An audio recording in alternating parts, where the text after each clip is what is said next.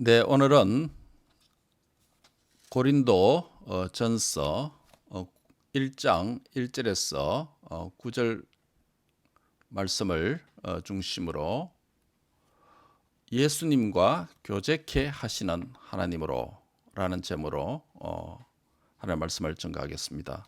이제 오늘부터 고린도 전서를 강의하게 됩니다. 강의를 시작함에 있어서 먼저 서론으로서 고린도라는 이 도시가 어떤 도시인지, 이 고린도 교회가 어떻게 세워졌는지, 또 고린도 교회가 위치한 당시의 문화는 어떤 것이었는지 먼저 살펴보려고 합니다. 고린도라는 도시는 지금의 그리스죠. 그리스의 동서를 가로지르는 중요한 요충지에 있었습니다. 그리스의 해변 항구 도시로서 교통과 물류의 요충지에 위치한 이 고린도는 경제적으로 매우 번창하고 아가야 지방의 수도였습니다.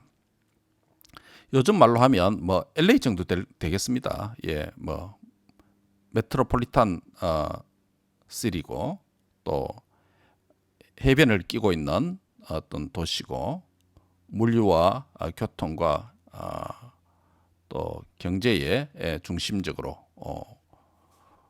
위치한 그런 배경을 갖고 있죠. 고린도는 로마 총독의 소재지로서 정치적으로도 중심지 역할을 했습니다. 고린도 교회는 이러한 정치적인 지위와 또한 지성적으로도 학문적으로도 당대에 아주 자랑할 만한 그런 도시였습니다. 그리고 고린도는 뿐만 아니라 그런 경제적인 번창, 또 풍족함, 또 여유, 부요함 이런 것들이 있으니까 뭐랄까요? 방탕의 도시의 대명사라고 불릴 만큼 그렇게 타락했습니다. 특별히 거기는 종교적으로는 아프로디테라고 하는 이 여신을 숭배하는 중심 지역가 바로 고린도라는 지역이었습니다. 당시에 고린도의 인구는 얼마나 있었냐 하면 이 시민권을 가진 사람들은 자유민으로서 시민권을 가진 사람들은 15만에서 30만 정도 시민 자유민이 있었고 노예들은 이것의 배가 되는 46만 명 정도가 노예가 있었습니다. 지금으로부터 약 2000년 전이니까 15만에서 30만 정도 되면 요즘 같으면 한 300만 정도 되지 않겠나 이런 생각됩니다. 시민권. 그러니까 이 자유민과 합치면 60만에서 한 7, 80만 명 정도 되는 그런 인구, 아주 큰 도시라고 할 수 있겠죠. 이러한 성격을 가진 고린도에 위치한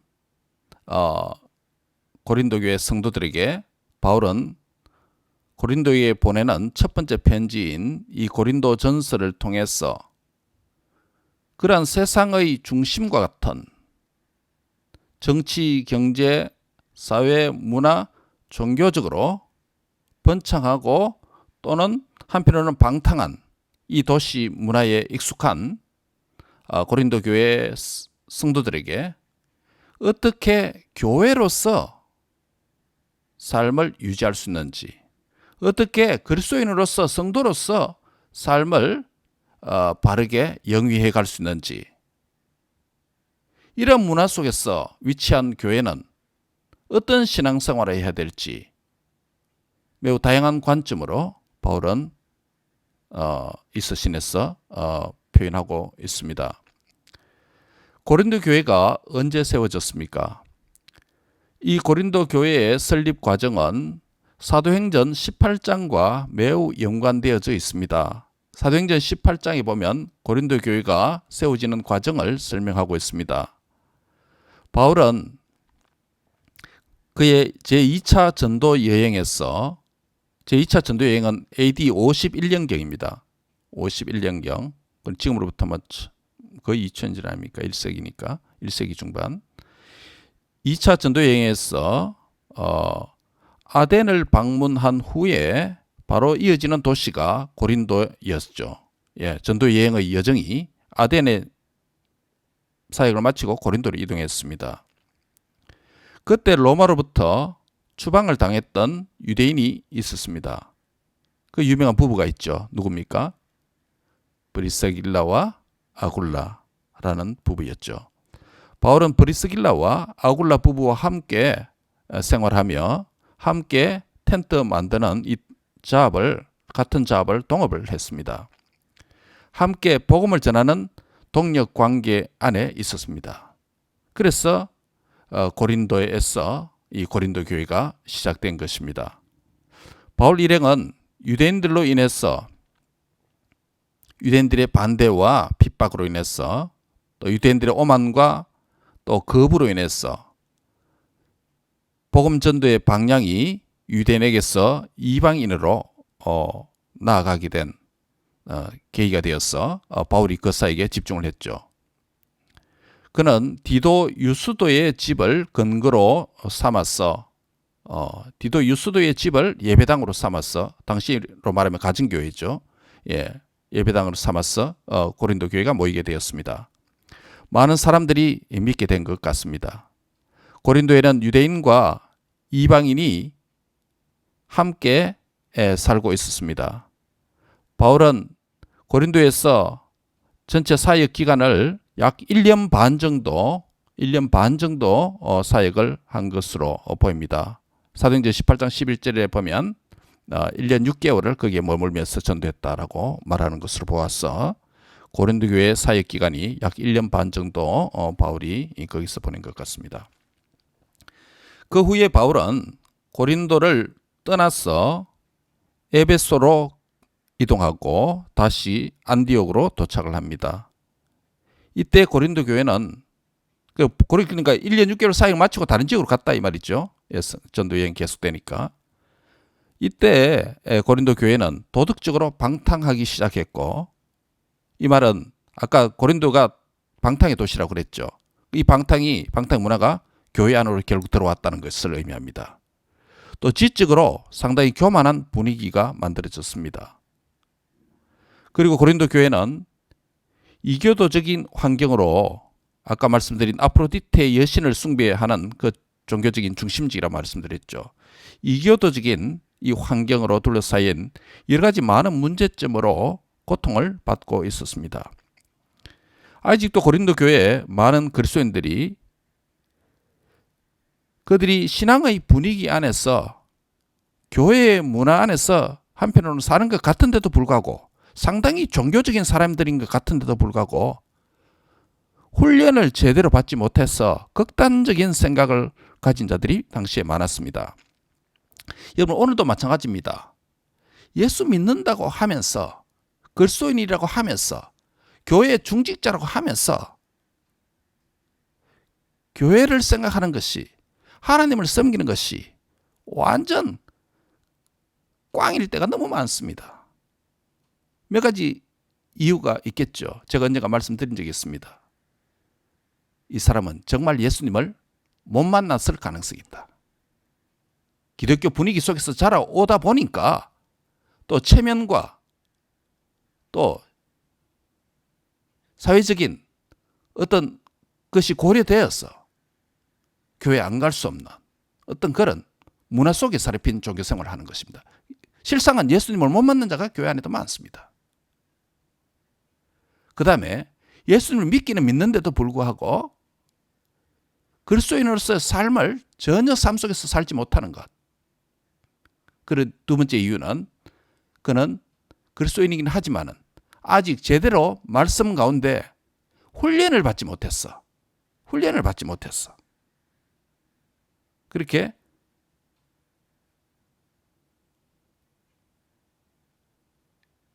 살아가는 경우가 되는 것이죠. 고린도 교회도 얼마나 종교적인지 모릅니다. 은사가 풍부하고, 예, 교회 문화 이만한 것이 있었나 할 정도로 전 시대를 걸쳤어도 그럼에도 불구하고 훈련을 제대로 받지 못했어. 말씀 중심의 훈련을 받지 못했어. 진리를 바로 알지 못했어. 아주 극단적인 생활을 하는 사람들이 많았습니다. 사도 바울이 세운 교회 가운데 이처럼 문제가 많고 큰 염려를 사도에게 끼친 교회는 없는 듯합니다. 뿐만 아니라 그러한 문제를 품고 있으니 교회의 문제로 남지 아니하고 이것이 사회적인 문제가 되었어. 이웃들에게도 전혀 모범이 되지 못했어. 전도의 문을 가로막는 그런 교회가 고린도 교회였습니다. 또한 고린도 교회 교인들은 심지어는 사도 바울의 그 설립자인 사도 바울 1년 6개월간 머물면서 교회를 세운 설립자, 또 부활하신 예수님을 만났어 그의 모든 것을 포기하고 다메섹 도상의 그 위대한 신앙의 경험을 체험하고 자신의 지식과 경험과 율법과 이 모든 것을 배설물과 같이 분토같이 버려버리고 복음을 위해서 일념을 가지고 그의 전생애를 투자하면서 살아가는 그 선교의 예정에 있는 사도 바울. 그런 종이 대체 어디 있습니까? 그럼에도 불구하고 이 사도적인 권위에 대해 도전을 했습니다. 네가 사도냐? 라는 것입니다. 이것이 고린도 교회가 지닌 문제점이요, 한계점이고 역으로 이야기하면 자라가야 될 부분이라고 말하는 것입니다. 지금까지 우리는 고린도 교회의 2000년 전에 고린도 교회의 정치, 경제, 사회, 문화, 종교적인 백그라운드를 살펴보았습니다. 이제 본문 강의를 시작할까요? 본문 1절에 바울은 하나님의 뜻을 따라 예수 그리스도의 사도로 부르심을 받은 바울과 형제 소스데네다라고 밝히고 있습니다. 즉 이 서신의 발신자에 대한 정보입니다. 예수 그리스도의 사도가 되는 조건이 예수 그리스도의 부활을 목격한 것이 결정적인 조건 중에 하나죠. 바울은 예수님이 십자가에 죽으시고 부활하신 그리고 성천하신 때까지는 그는 예수님을 믿지 않았습니다. 유교도 교회는 유대교 율법주의자였죠. 그런데 나중에 예수님이 성천하신 이후에 다메섹이라고 하는 당시의 처치 타운이라고 불려질 만큼 그리스도인들이 많이 살고 있는 다메섹으로 대제사장의 고문을 받아 무릇 남녀노소를 물려하고 믿는 자는 잡아서 끌고 오려고 한 그런 여정이 있었죠. 그런 여정에 있었던 그 가운데서 The Road Event, The Damascus Road Event, 다메섹의 위대한 사건이 발생하죠. 부활하신 주님이 그에게 나타났어. 나는 네가 핍박하는 예수다. 그는 직접 예수님을 만난 적도 없기 때문에 직접 핍박한 적도 없음에도 불구하고 예수님은 네가 나를 핍박한다. 즉 교회를 핍박하는 것이 예수님 자신을 핍박하는 것이다 라는 동일시하는 그 말씀을 듣고 그는 부활하신 주님을 자신의 구주로 영접하고 회심을 하게 되죠.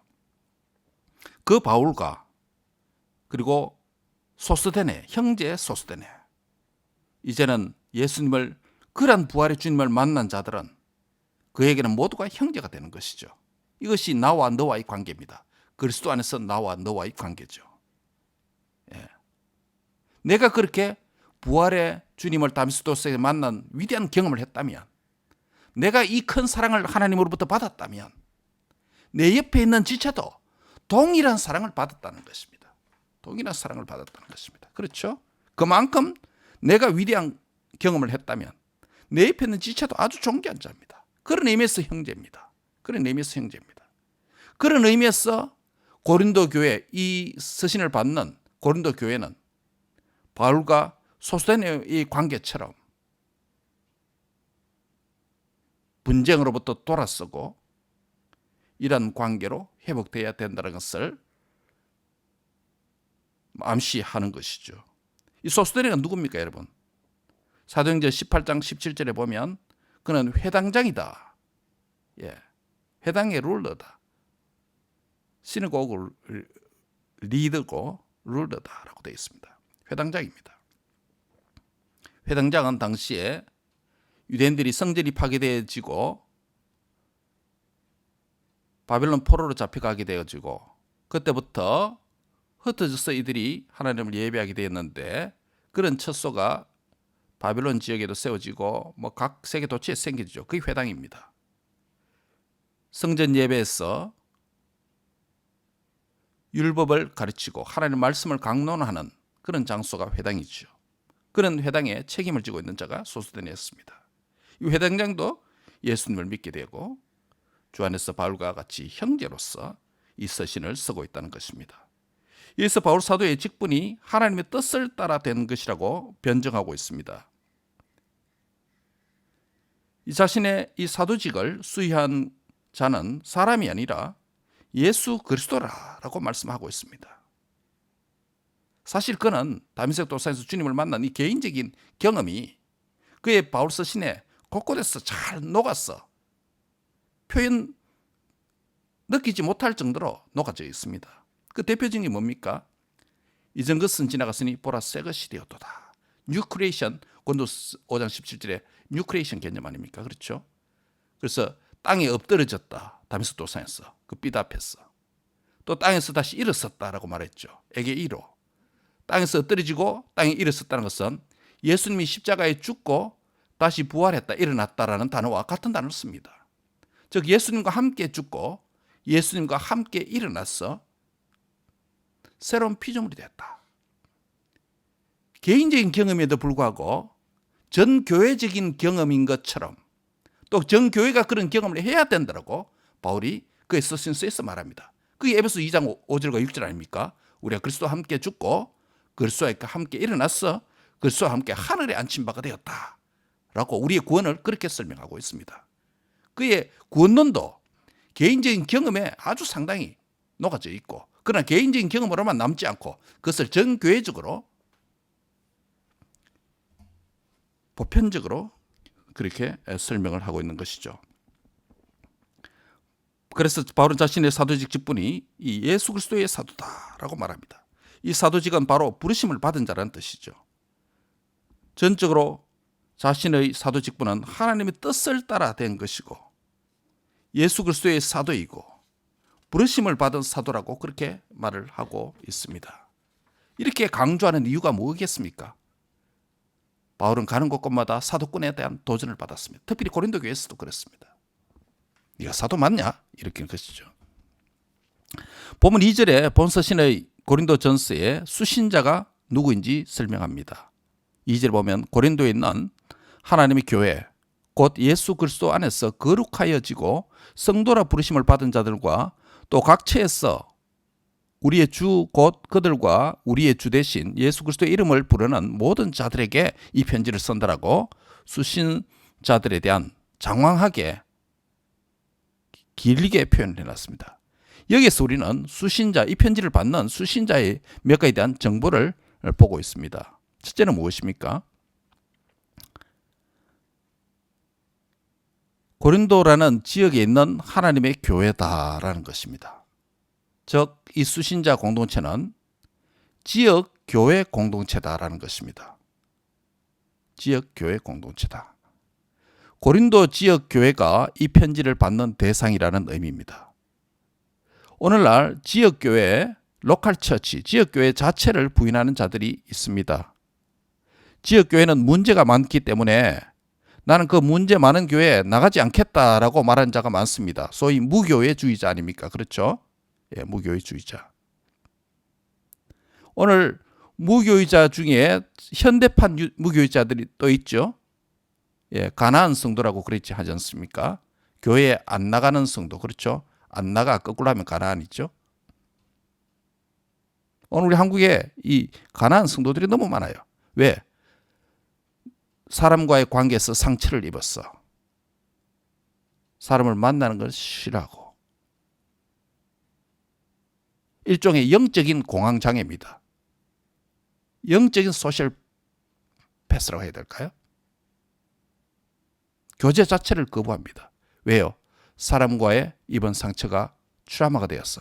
또 그런 아픔을 겪으면 어떨까 싶었어. 그 아픔이 크고 작은 게 많겠죠, 오늘날? 어떤 것은 치명적이지 않겠습니까?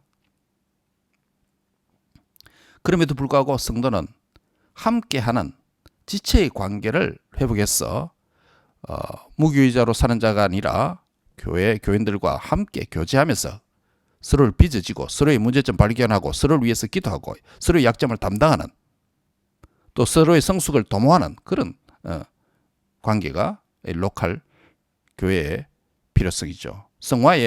자라가는 성화의 훈련 장소가 교회입니다.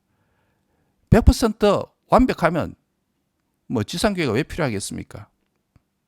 그것은 천국 가서 기대해야 되는 거죠. 지상교회 문제 없는 교회가 어디 있나요? 다 있습니다. 근데 문제를 어떻게 극복하느냐? 그게 관건입니다. 이 문제를 해결 능력도 없고 해결할 의지도 없고 그래서 교회 안 나간다 이렇게 되는 게 무교회주의자 아닙니까? 물론 리더십에도 교회 리더십에도 상당히 성숙함이 필요합니다. 예, 그런 토양을 만들지 못하면 교인들이 또 어렵게 되죠. 즉, 이 수신자 공동체는 지역교회 공동체라는 점입니다. 고린도 교회, 이 지역교회도 문제가 많지만 하나님의 말씀으로 교정받고 고침을 받기 위해서 지금 바울이 이 편지를 쓰고 이 편지의 말씀을 그들이 받고 있는 것입니다. 문제 많기 때문에 이 서신을 받아야 된다는 거예요. 문제 많기 때문에 하나님의 말씀대로 고쳐나가야 된다는 거예요. 문제 많기 때문에 말씀이 필요하다는 겁니다. 문제 많기 때문에 문제의 장소를 떠나는 게 아니에요. 그렇죠. 예. 더 성숙함을 위해서 선택하는 것이죠. 두 번째는 이 고린도 교회의 정체성은 성화를 위한 성도 공동체다라는 점입니다. 뭐라고 말합니까? 고린도 교회는 두 번째로 그리스도 안에서 거룩하여지고 성도라 부르심을 받는 자들이다라고 설명하고 있습니다. 이것이 고린도 교회의 두 번째 정체성입니다. 첫 번째는 뭐라고 그랬죠? 로컬 처치, 지역교회 공동체다. 두 번째는 성화를 위한 성도 공동체다.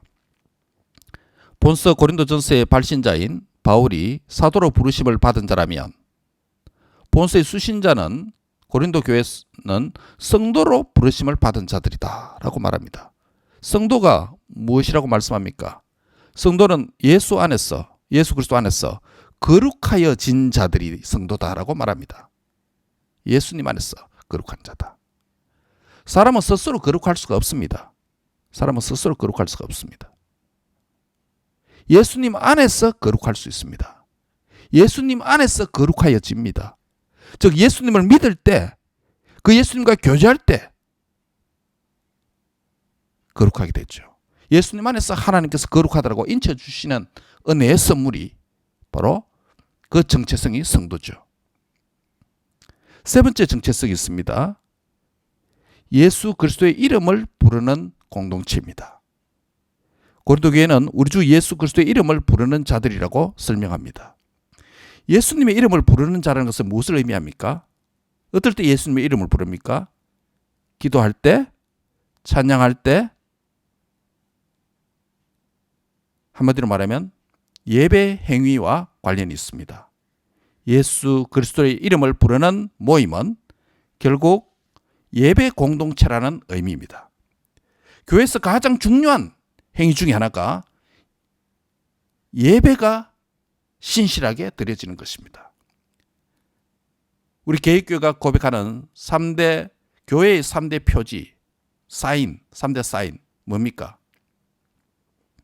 건물이 있다고 교회입니까? 건물 ABC, A. 뱅크 어카운트가 있어야 교회다. B. 처치 빌딩이 있어야 교회다. C. 처치 멤버들이 많아야 교회다. 오늘날 이 교회 조건 이런 것들이 왜 찡기는 많습니다. 교회의 조건이 뭡니까? 말씀의 참된 전파입니다. 교회 조건 가운데 참된 표지 첫 번째는 말씀이 바르게 전파되어야 된다. 말씀이 잘못 전파되면 그건 교회가 아닙니다. 이단입니다. 두 번째 뭡니까? 권징이 신실하게 시행된다는 겁니다. 죄를 짓고 하나님의 교회와 하나님 나라의 영광이 안 되는 일들을 하고 그런 짓거리를 하는데도 불구하고 징계를 하지 못하는 것. 그건 교회가 아닙니다. 오늘날 이게 무너져 있습니다. 권징이 무너져 있습니다. 권징이 신실하게 진행되어야 됩니다. 그러니까 뭡니까? 여기서 문제 일으키고 저 교회를 가버리고 그렇게 하는 거죠. 교회론이 결정적으로 약화되는 게 바로 이겁니다. 현대교회. 세 번째 교회의 3대 표지 가운데 무엇입니까? 성례의 정당한 집행이에요. 성례가 있어야 됩니다. 세례와 기독교 세례는 두 세례죠. 성례죠. 세례와 성찬입니다. 성례가 바르게 집행되어야 된다. 요약하면 말씀의 참된 전파, 권징의 신실한 시행, 성례의 정당한 집행. 이것이 있어야 교회라는 것이에요. 그 가운데 오늘 고린도 교회가 이 주 예수님의 이름을 부른다. 예배 행위를 한다는 것이죠.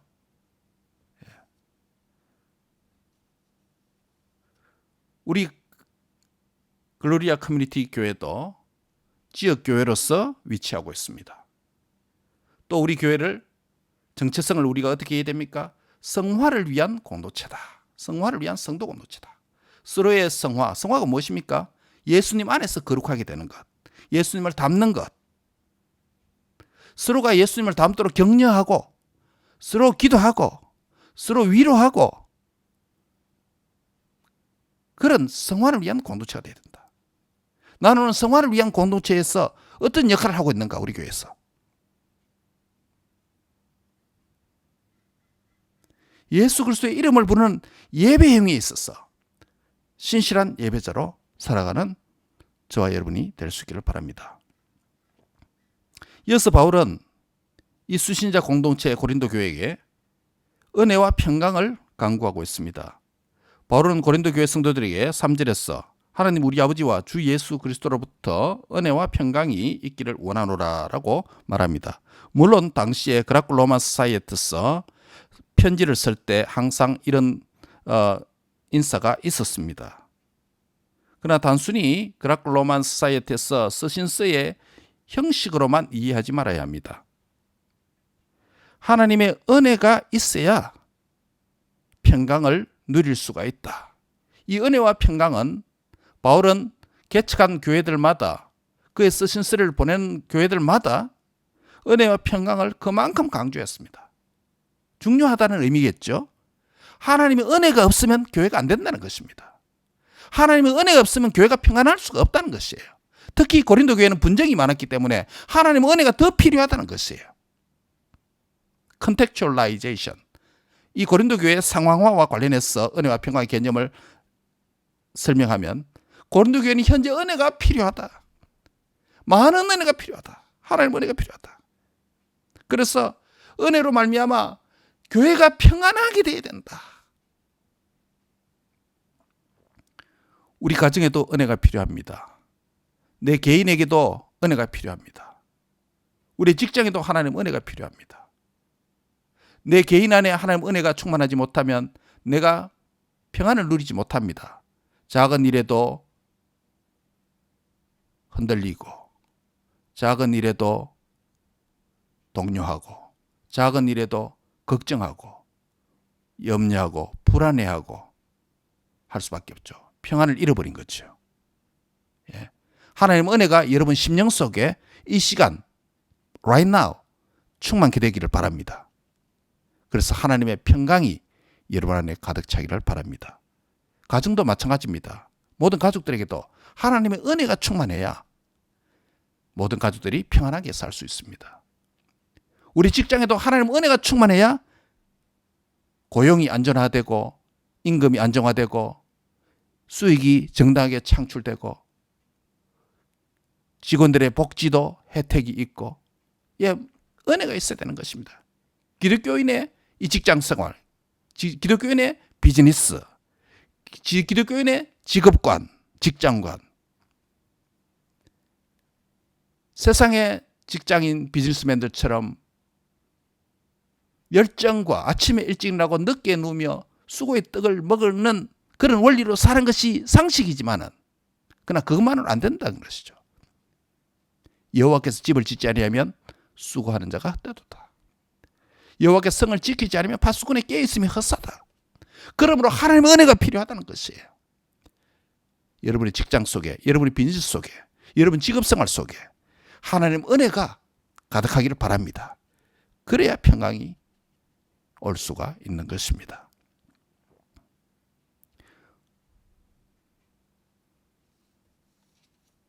성도 여러분, 하나님 우리 아버지와 주 예수 그리스도로부터 은혜와 평강이 충만케 되기를 바랍니다. 그래서 교회의 세 가지 정체성, 고린도 교회의 정체성이 오늘 우리 교회에 보편적으로 적용되는 것이죠. 지역교회 공동체다. 즉 지역사회 복음화의 사명을 가진 지역교회다. 지역교회라는 것은 단순히 한 지역에 있는 개념 이상의 것을 함의합니다. 지역교회로서 그 지역에 복음화의 사명이 있다는 것입니다. 사명 관점에서 이해해야 됩니다. 정체성은 그 사명입니다. being은 곧 doing을 위한 것입니다. 존재는 곧 행동과 실천을 위한 것입니다. 정체성, being, 존재 뭡니까? 지역교회라는 거죠. 지역교회는 지역교회의 복음 사명이다. 두 번째, 성화를 위한 공동체다. 서로의 doing이 있다는 것이다. doing이 필요하다는 것이죠. 존재가 성화를 위한 공동체라면 성화를 위해서 서로 격려해야 된다. 세 번째는 예수 그리스도의 이름을 부르는 예배 공동체다. 이런 존재라면 doing이 반드시 있어야 된다는 것이죠. 즉 세 가지 정체성과 세 가지 정체성에 걸맞는 행동과 행위가 삶이 있어야 신실한 교회가 될 수 있다라고 말씀합니다. 지금까지는 고린도 교회의 3대 정체성과 사명에 대해서 말씀드립니다. 이제 마지막으로 고린도 교회의 4가지 독특한 정체성을 살펴보려고 합니다. 지금까지 고린도 교회의 3대 정체성은 오늘 모든 교회가, 지상의 모든 교회, 과거나 현재, 미래에 걸쳐서 오고는 모든 세대, 역사 속에 존재하는 모든 교회가 지녀야 할 공통적인 유니버설한 보편적인 교회 정체성과 사명이라면 다음 이어지는 4가지는 고린도 교회만이 가지고 있었던 독특성의 정체성입니다. 특징입니다. 무엇입니까? 5절에 보면 모든 언변, 모든 지식에 풍족한 교회였다라고 말합니다. 여기서 모든 언변은 뭐를 가리키느냐 하면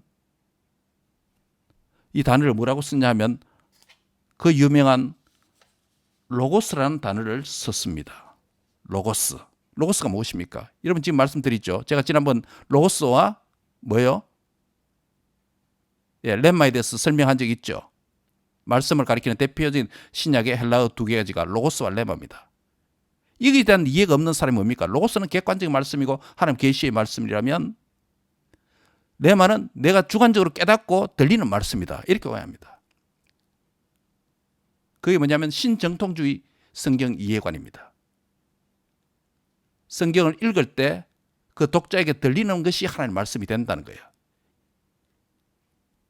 It becomes the word of God. become이에요. 말씀 되는 거예요. to the reader에게. 아니에요. 그건 잘못된 거예요.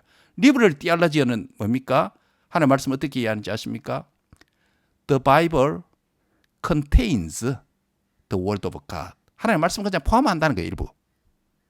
신정통주의, 네오오르소독스 뭐냐면 it becomes the word of God. 우리는 뭡니까? 이벤젤리칼은 the Bible itself, the word of God. 성경 자체가 하나님의 말씀이에요. 이거 벌써도 모든 언변할 때 로고스를 사용했습니다. 이 언변이 뭐냐 하면 당시에 고린도 교회가 있던 방언이나 예언이나 그걸 말하는 게 아니에요. 이 은별이라고 하는 것은 스피치 레토리컬 기프트예요. 말 잘하는 거예요. 요즘 말하면 말빨 센 사람이에요. 이 말빨 센 사람도 이 말 수사학적 이것도 하나의 은사로 봤습니다. 당시에 재능이 있죠.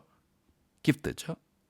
그런데 이 말 당시에도 말빨이 센 사람이 있었습니다. 누굽니까? 우리 사도권에 있는 사람이 누구입니까? 은별이 아주 좋은 사람이 있습니다. 사도행전 18장 24절에 따르면 아볼로는 말에 능통한 자다. 은별이 좋은 사람이다라고 말합니다. 반대로 바울은 어떻습니까, 여러분? 바울은 말에 어눌한 사람이에요. 은별이 좋지 못하다. 그래서 고린도후서 10장 10절에 보면 바울은 말에 시원하지 못한다. 말이 시원하지 못하다. 말이 덥다는 소리예요.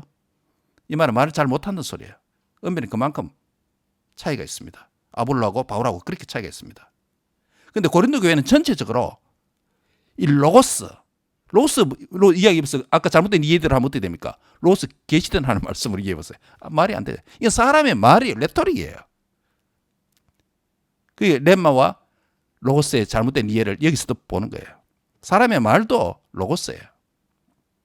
심지어 레토릭도 로고스예요. 수사학도. 그런데 다른 시에 고린도 교회는 보편적으로 교인들이 말을 잘하는 교인들이 뭐예요? 어떤 교회 그런 교회가 있어요. 어떤 교회는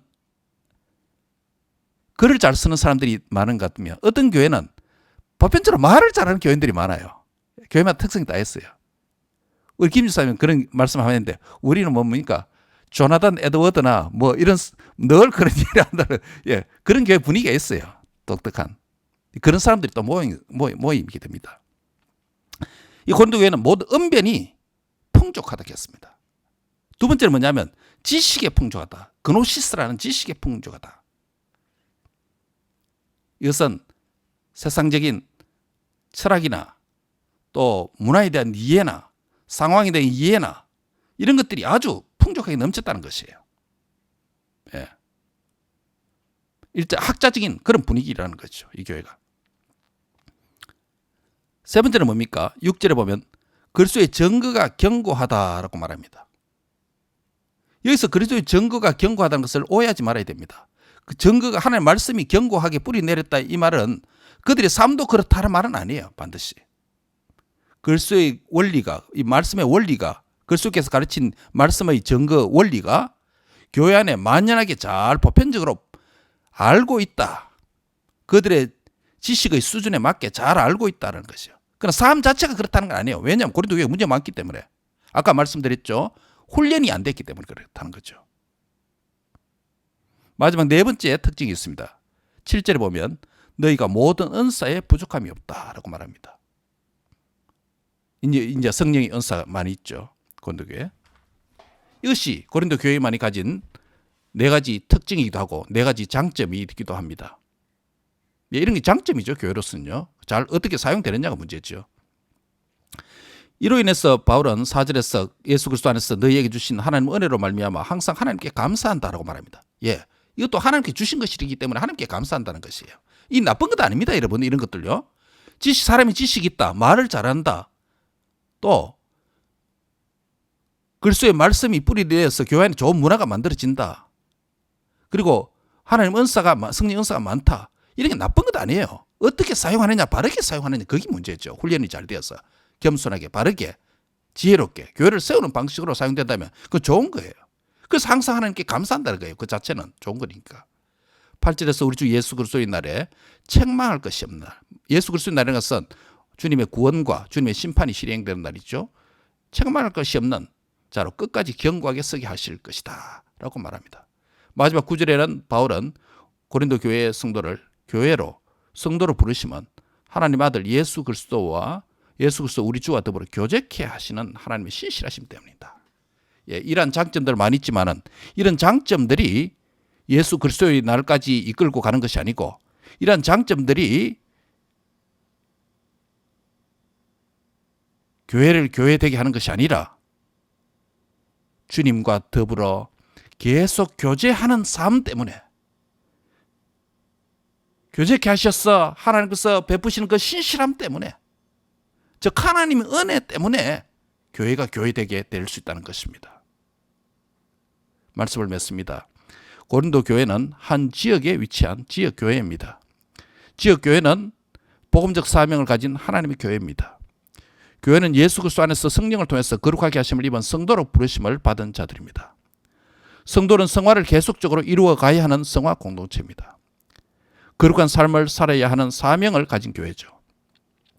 그리고 교회는 예수 그리스도의 이름을 함께 부르는 자들입니다. 교회의 이 3대 정체성은 모든 교회의 공통된 정체성이기도 하고 모든 교회의 공통된 사명이기도 합니다.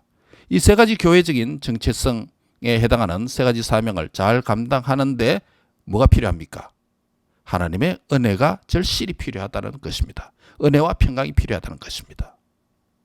하나님의 은혜와 평강은 하나님과 교제함을 통해서 주어지는 것입니다. 코이노니아, 교제를 통해서.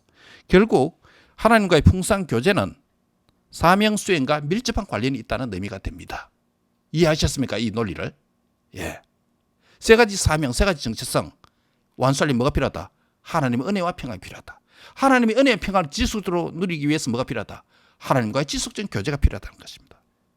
하나님과 말씀 읽지 않고 기도하지 않는다면 그리스도는 사명이 꽝이에요. 예, 할 수가 없어요. 자신의 힘으로 합니까? 뭘 합니까? 고린도 교회 자신의 지식 앞세우다가 자신의 은변 앞세우다가 심지어 하나님을 붙은 은사 앞세우다가 교회가 어지러운 거 아닙니까? 예.